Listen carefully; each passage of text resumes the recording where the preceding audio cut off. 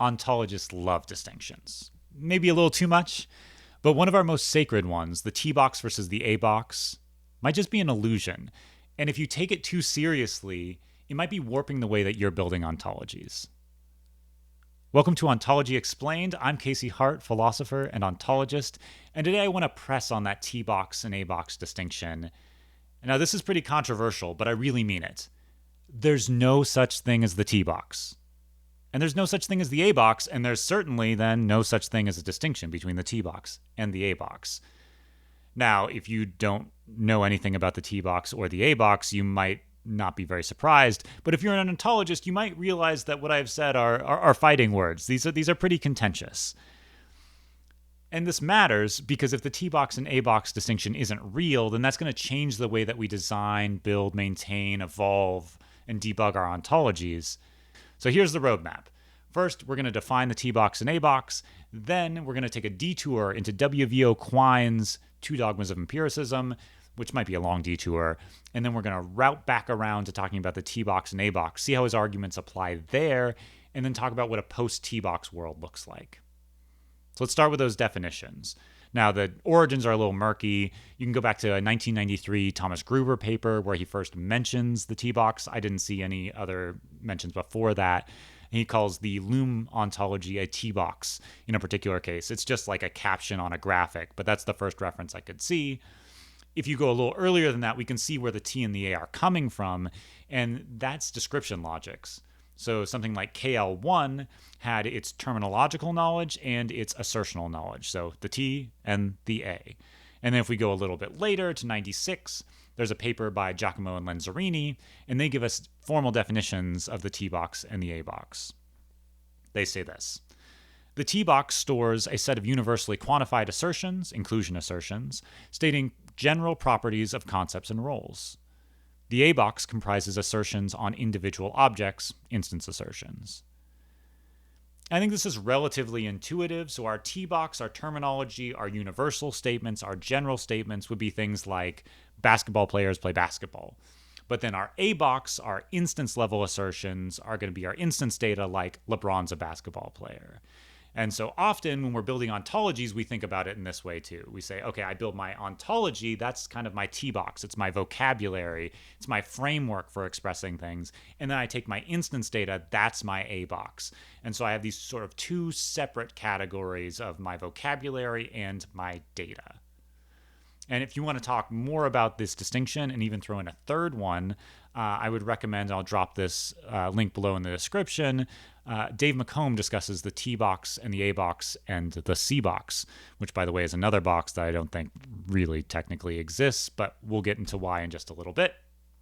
But for now, let's just accept the Giacomo and Lenzerini T box and A box definition, which I think is relatively uncontroversial. As a philosopher who came to ontology and then heard about the T-box, A-box distinction, it tickled something in the back of my brain. I was like, that sounds like a pretty famous debate from philosophy. And that's the debate where W.V.O. Quine absolutely demolished logical positivism with his Two Dogmas of Empiricism. So what were the distinctions that Quine was interested in? Well, there are three historically very relevant distinctions from philosophy. There's a distinction between analytic and synthetic propositions. There's a distinction between necessary and contingent propositions. And then there's the distinction between a priori and a posteriori propositions. So let's hit each of those really quick for what they're supposed to mean. Analytic and synthetic. Analytic statements are ones that are true in virtue of the meaning of their terms. So think something like all bachelors are unmarried. Other propositions are synthetic. You can't know whether they're true or not just by what the terms mean. So if I say Casey is sitting in an office chair, that's true right now, but you couldn't know that that was true just by reading the sentence and intuiting it from what the terms mean. You're like, well, I know who Casey is. I know what office chairs are, but is he sitting in an office chair? Not clear. Necessary versus contingent truths. Necessary truths are things that are true in all possible worlds. Think something like 2 + 2 = 4. But contingent truths are things that are true, but need not be true. And then a priori versus a posteriori truths. A priori truths are things that are true prior to us needing to get any experience, but a posteriori truths are things where you need some experiential input in order to verify whether those things are true or not. So we have these three distinctions, and historically philosophers have had a lot to say about them. Like, do they all line up cleanly? Is saying something is analytically true the same as saying it's necessarily true, which is the same as saying it's a priori true? Prima facie, that seems plausible. Famously, we find examples where that's not the case, but I'll save that for another video. If that gets you intrigued, we'll talk some more about Kant and Kripke at another time. But why do those distinctions matter here? First off, I mean, I'm glad that you now know them if you didn't know them before. It adds to your conceptual apparatus, your ways to cut things up in the world and understanding them. And because they're so relevant in the history of philosophy, you kind of have to know what they are in order to follow the philosophical argumentation. But in the case of Quine, in his Two Dogmas of Empiricism, he was really interested in the analytic synthetic distinction because that was very important to the logical empiricists. So who were they, and why was it important to the empiricists, especially the logical positivists? And the positivists were pushing back against some trends in philosophy where they thought people were saying things that were just gibberish, were meaningless. Some of them might say that talking about God entirely is just meaningless. Like, what are you even talking about? We don't know who that concept is. Or they might poke fun at someone like Heidegger for saying that nothing is the thing that nots. Just like, that is nonsensical. What they wanted was an account of meaning that would make our vocabulary, our language, and our philosophy so much more precise. That's what they're aiming for. And so they need an account of meaning. What is it for a sentence to be meaningful? So something is meaningful if and only if, according to the logical positivist, one, the sentence is analytically true. It's an analytic statement. Or two, the statement can be reduced to empirically verifiable things. So what does that mean? A statement like all bachelors are unmarried is fine and meaningful for a logical positivist. Why? Because that claim is analytically true. Once you understand the meanings of the terms involved, then you'll know that it's true, and therefore it's analytically true, and so it's meaningful. But other things, like Casey is wearing a red sweatshirt, how do we know that that is true?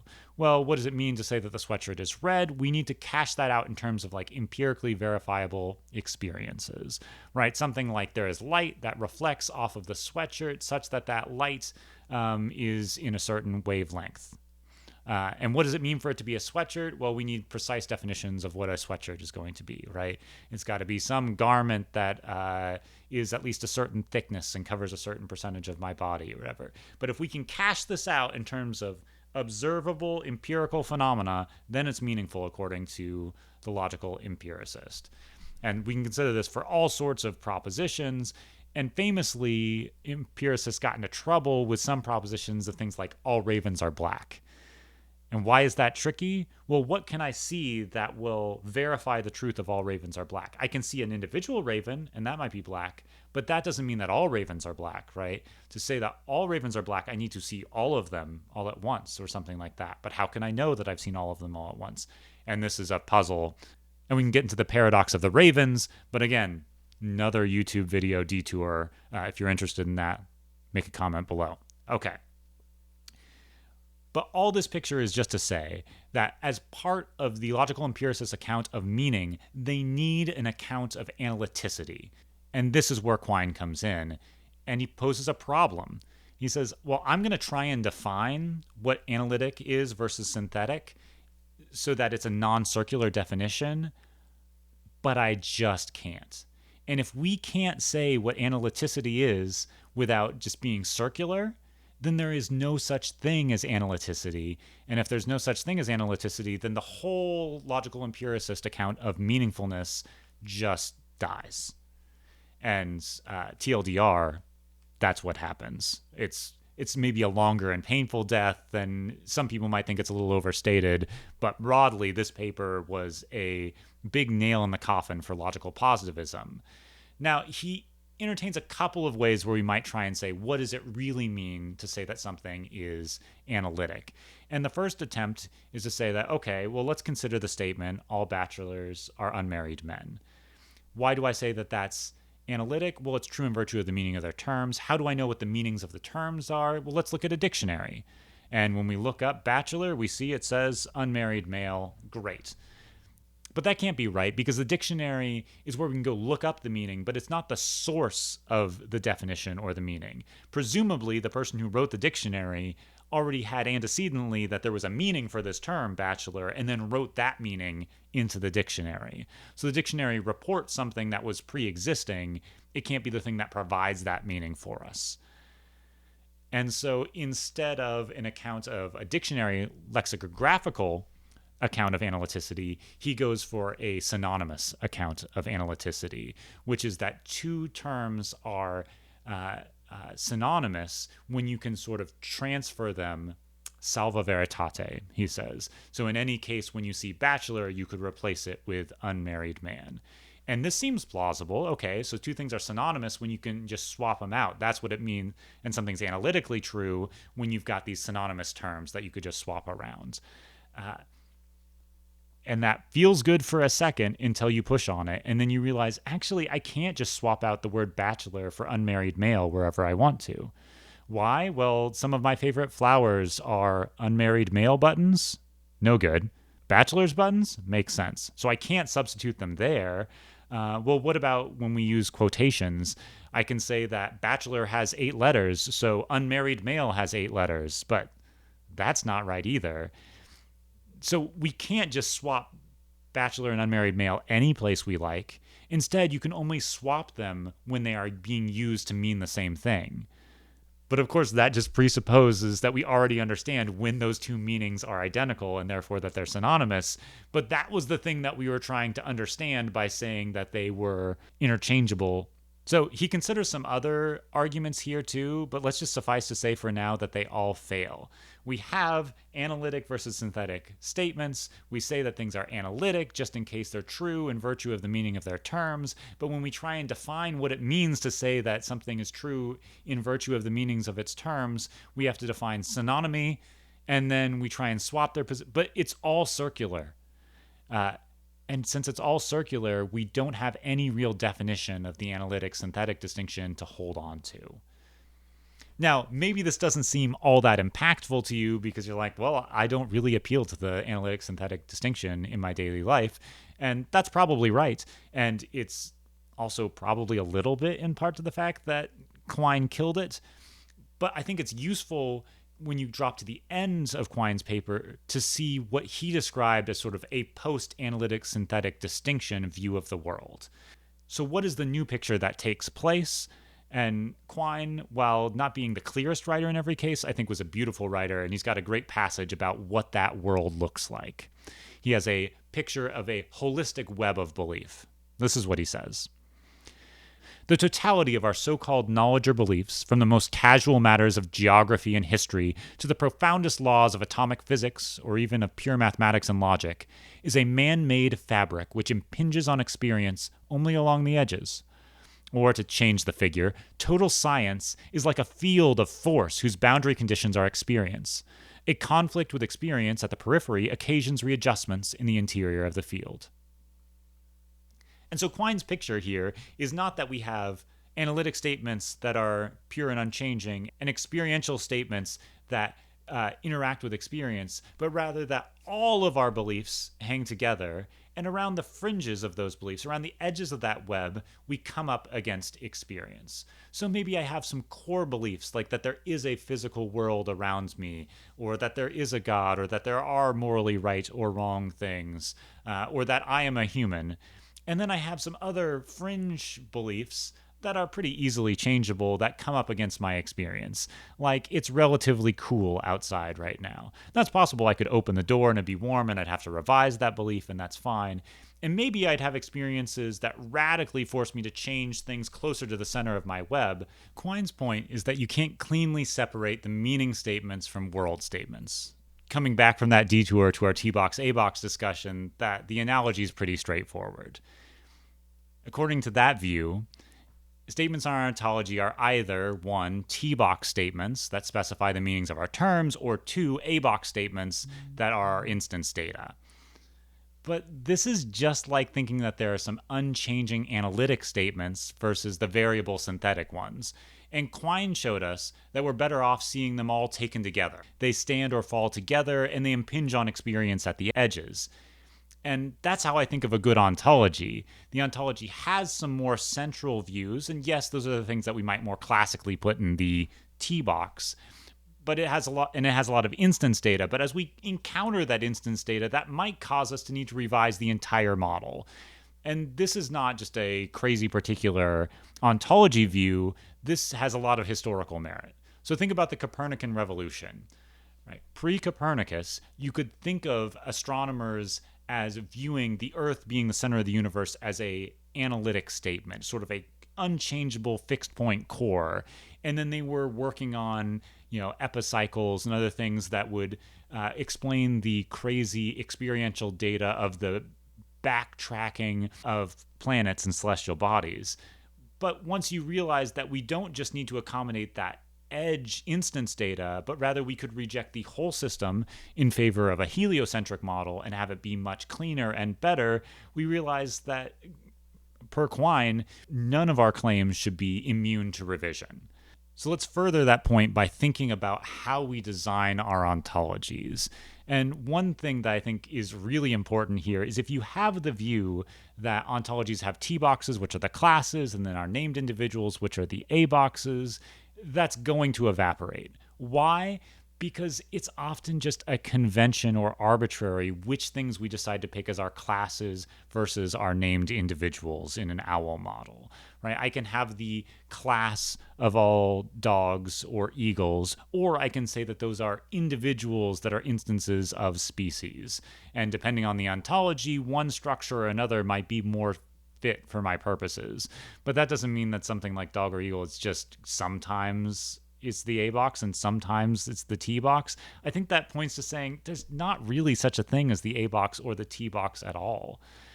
And the other part here is that if the A box, right, is supposed to be the stuff that is about the world, well, really our entire ontology tells us about the world. We're building a model of the world, and that's true including our core statements, our classes or our universally quantified ones, just as well as our statements that are like more instance data feeling about saying LeBron is a basketball player or Utah is a state. And the other piece here is that often we take our instance data, and enough instance data may force us to do revisions of things internal to the model. So yes, of course, if I get one piece of blood pressure data that it says the blood pressure is -5 or something like that, then I throw it out and say that's probably something wrong with the instance data because I know the normal thresholds of what blood pressure are allowed to be. However, if you get enough instance data that runs contrary to things that you thought were core to your model, it could be that all that instance data is bad, or it could be that your worldview is mistaken. And so you just have to have this Copernican question, right? Is this a case where our fixed points, the center part of our ontology model, is really strong and we are getting a bunch of weird data? Or is this a case where I'm keeping the Earth at the center of the universe and then I'm dealing with epicycles instead of rejecting that picture and making a holistically better ontology model? And this also leaves us, I know that I said there's no such thing as the T-box, and I genuinely believe that. But I think we can salvage those terms, and I still use them in practical cases all the time. But when I say that something is in the T box, I don't mean that there's a T box and an A box and there's a clear delineation between them. I mean that T box statements are things that are closer to the center of my web, and A box things are closer to the edge of my web. And that doesn't fall cleanly in line of the things that are the classes or the named individuals or anything else. It just means which things are more central or more peripheral to my model. So, there is no T-box, but it's a fine heuristic for evoking centrality of a concept. I want you to think of your ontology as a web, but not as a two-box architecture. Some nodes are central, some are peripheral, but none exist in like a special metaphysical category that is entirely distinct from the other one. And if you get that twisted, then you might end up like the logical positivists. Thanks so much, everybody, for watching. I really enjoyed making this video. It's fun to dig into some old philosophical classics, and it's a fun reminder that like even some of these really esoteric or ivory tower seeming things, I think have really strong practical applications for the things that I'm doing in Ontology, and it's got me excited to try and unpack more of those in follow-up videos. So let me know what you think, and until then, go build some cool ontologies, but don't separate out the A box and the T box. That's not a thing.